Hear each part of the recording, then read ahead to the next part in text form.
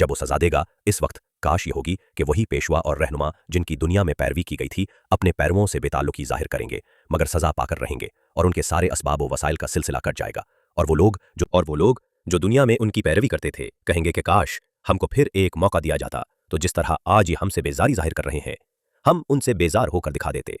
यूं अल्लाह उन लोगों के वो आमाल जो ये दुनिया में कर रहे हैं उनके सामने इस तरह लाएगा कि ये हसरतों और पशीमानियों के साथ हाथ मिलते रहेंगे, मगर आग से निकलने की कोई राह न पाएंगे।